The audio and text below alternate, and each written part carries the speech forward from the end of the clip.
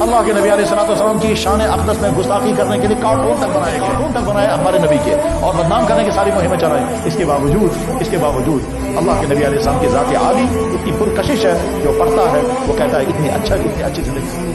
میں غیر مسلم ہوتا ہے وہ آنےسٹ ہوتا ہے، اور مسلمان جو ہیں وہ اوپر سے نیک ہے، چلنا نہیں چاہتے ہو میں تمہیں ہٹا دوں گا۔ کیسے ہٹا دیں گے وہ نہیں معلوم۔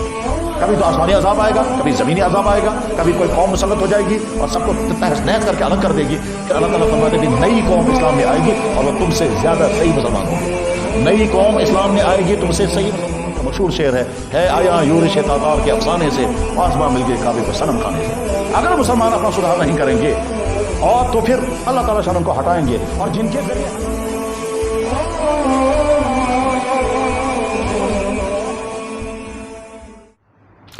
امت مسلمہ کے حالات جب ہم دیکھتے ہیں، عقائد بھی صحیح نہیں، عبادات بھی مکمل نہیں، اخلاق درست نہیں، گھریلو زندگی صحیح نہیں، بازاروں کے معاملات اس میں پوچھنے ہی کچھ نہیں، دکاندار تو چاہتا ہے فراڈ سے فراڈ مال بیچے۔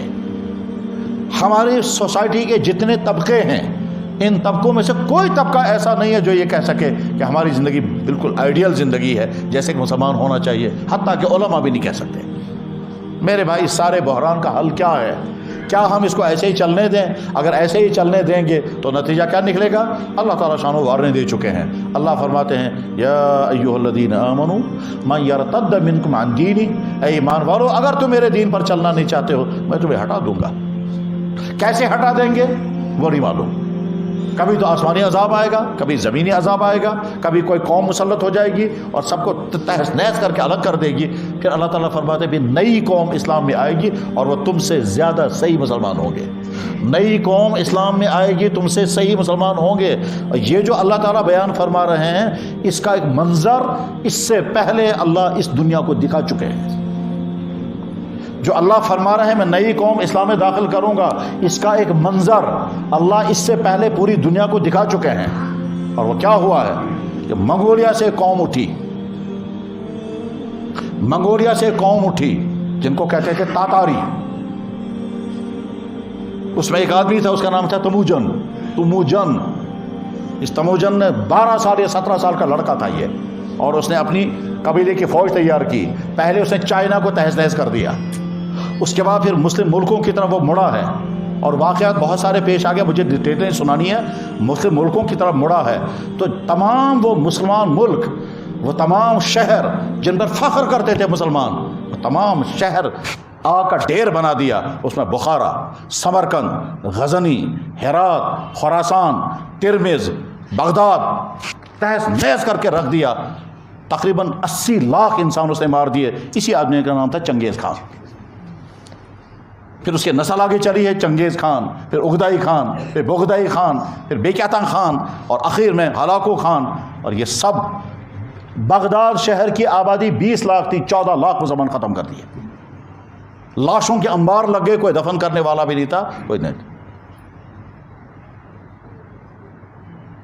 یہاں تک کہ کوئی ملک باقی نہیں بچا، صرف 2 جگہ باقی بچ گئی تھی، ایک مکہ مکرمہ اور مدینہ طیبہ۔ ملک شام میں بھی داخل ہو گیا، تہس نہس کر کے رکھ دیا سارا۔ اور مجموعی طور پر تاریخ میں لکھا ہے کہ 80 لاکھ انسان انہوں نے مارے ہیں، تاتاریوں نے، جس میں بغداد شہر کے میں نے ابھی بتایا 14 لاکھ مسلمان مارے ہیں۔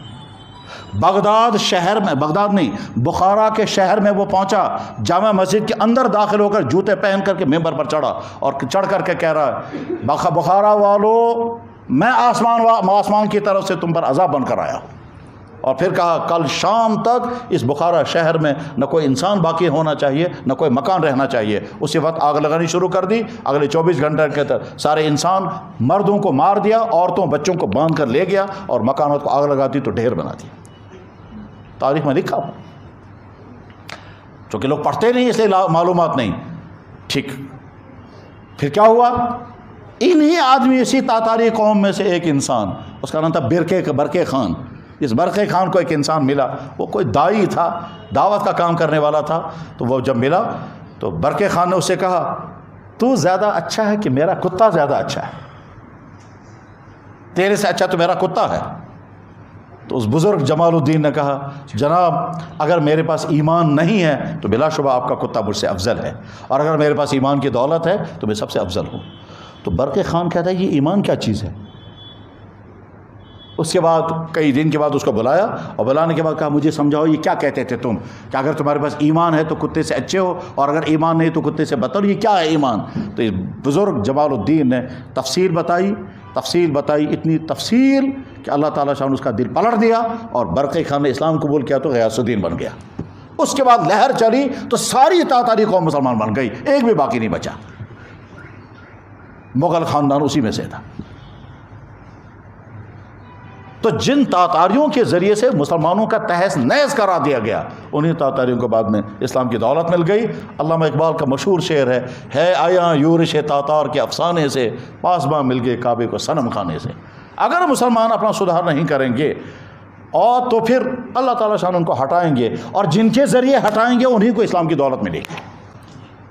جو پہلے تلواریں چلائیں گے ان مسلمانوں کو ختم کرنے کے لیے، بعد میں اللہ تعالیٰ شانوں نے قرآن میں اللہ تعالیٰ یہی کہتے ہیں یا ایھا الذین آمنوا من یرتد منکم عن دینہ فسوف یأتی اللہ بقوم یحبهم ویحبونہ، اے ایمان والو اگر تم دین پر چلنا نہیں چاہتے، اللہ کو طاقت ہے تمہیں ہٹا دے گا، اور اس کے بعد پھر نئی قوم اسلام میں آئے گی۔ اور ہمیشہ ایسا ہم بھی اپنے گھروں میں کرتے ہیں، اس کشیر میں شک ہاک آسان، وہ ہاک جب لگاتے ہیں تو وہ بڑھتا رہتا ہے، ہاک نکلتا رہتا ہے، اور جب اس میں نکلنا بند ہو جاتا ہے دبن سنن میں کڑت۔ بس ٹھیک اسی طرح سے اگر امت مسلمہ بانج ہو گئی ہے، اب یہ اللہ کے ڈرنے کو تیار نہیں، اپنے نبی کے نقش قدم پر چلنے کو تیار نہیں، اگر وہ نام لے رہے ہیں مسلمان کا، لائف سٹائل ان کا غیروں سے بھی بدتر ہے، بلکہ بے شمار شعبوں میں غیر بہت اچھی حالت میں ہے۔ ہمارے بعض دفتروں میں غیر مسلم ہوتا ہے وہ آنیسٹ ہوتا ہے، اور مسلمان جو ہیں اوپر سے نیک ہے نیچے تک کرپٹ، اور سننے کو بھی تیار نہیں، ماننے کو بھی تیار نہیں۔ جب صورتحال یہ تو اللہ تعالیٰ شام کیا، میں نے تمہارے ہاتھ میں کچھ دیا تھا، تم نے اس کی قدر نہیں کی، میں تمہیں چھین لیتا ہوں، تم کو ہٹا دیتا ہوں، اب یہ نعمت میں کسی اور کے حوالے کر دوں گا، وہ تم سے کہ تم سے زیادہ اچھے مسلمان ہو۔ وَإِن تَتَوَلَّوْا يَسْتَبْدِلْ قَوْمًا غَيْرَكُمْ ثُمَّ لَا يَكُونُوا أَمْثَالَكُمْ، اگر تم میرے دین پر چلنا نہیں چاہتے، تمہیں میرے نبی کی بات سوٹ نہیں کر رہی ہے، تمہیں غیروں کی باتیں پسند آ رہی ہیں، تمہیں غیروں کا لائف سٹائل اچھا لگ رہا ہے اور میرے نبی کا نہیں، ٹھیک ہے کرو تم وہی، اور اس کے بعد پھر تم انہی کے ہاتھوں سے تم کو میں تباہ کراؤں گا، اور اس کے بعد پھر انہی میں سے کچھ لوگوں کے اسلام کی دال۔ میرے بھائی یہ منظر اس وقت پورے عالم کا ہے، مسلمانوں کے پاس ایک ہی حل ہے، وہ یہ کہ اپنے ماحول کو دعوت کی بنیاد پر درست کریں اور غیروں تک دین رحمت پہنچائیں۔ اگر امت یہ دو کام کرنے کے لیے تیار ہوگی تو بچے گی، اور اگر یہ کام کرنے کے لیے تیار نہیں ہے تو امت کو اس دنیا میں رہنے کا حق نہیں ہے، مسلمانوں کو جینے کا حق نہیں ہے۔ کیوں حق نہیں ہے؟ اس لیے کہ اللہ نے جس دین کو عطا فرمایا تھا، جب وہ دین پر چلنے کو امت تیار نہیں، امت کی کتنی فیصد؟ کہیں 90، کہیں 95، اور کہیں اس سے بھی زیادہ رشوت غیر تیزی کے ساتھ اسلام کی طرف آ رہے ہیں، اور اس کا ڈاٹا کہیں بنتا نہیں ہے۔ ڈاٹا کیوں نہیں بنتا ہے؟ اس لیے کہ اس کی بہت ساری وجوہات ہیں اور اس میں مصلحت بھی ہے، لیکن اسلام اپنی سچائی کی بنیاد پر جس کے سامنے آتا ہے وہ فوراً اسلام کی طرف آتا ہے۔ وہ تو جب وہ اسلام کی طرف آتے ہیں تو کبھی کبھی کہتے ہیں جی مسلمانوں کو دیکھ کر تو اسلام سے نفرت ہوتی ہے، اور اسلام کو دیکھ کر ہم کو لگتا ہے کہ اسلام سے بہتر کوئی دین نہیں۔ آج ساری دنیا اور خصوصاً سارا میڈیا اور ساری چینلیں لگی ہوئی اسی بات پر اسلام کو بدنام سے بدنام تر کرو، اس کے باوجود اسلام کو جو پڑھتا ہے وہ اسلام کی طرف آتا ہے۔ اللہ کے نبی علیہ الصلوۃ والسلام کی شان اقدس میں گستاخی کرنے کے لیے کارٹون تک بنائے گئے۔ ہم مسلمانوں نے کبھی کسی نبی کی توہین نہیں کی، کبھی کسی دوسرے مذہب کے کسی رہنما کی توہین نہیں کی، نہ ہمارا اسلام ہمیں اجازت دیتا ہے، نہ ہم کریں گے۔ باقی قومیں اپنا کردار دیکھ لیں، تو تم نے کارٹون تک بنائے ہمارے نبی کے اور بدنام کرنے کی ساری مہمیں چلائیں۔ اس کے باوجود اللہ کے نبی علیہ السلام کی ذات عالی اتنی پرکشش ہے، جو پڑھتا ہے وہ کہتا ہے اتنی اچھی زندگی تو کسی کی بھی نہیں۔ تو جو لوگ خود اسلام کو پڑھتے ہیں وہ اسلام کی طرف آ رہے ہیں، جو خود حضور کی لائف سٹائل کو پڑھتے ہیں وہ کہتے ہیں اس سے زیادہ آئیڈیل لائف کسی کی بھی نہیں، کسی کی زندگی ایسی نہیں۔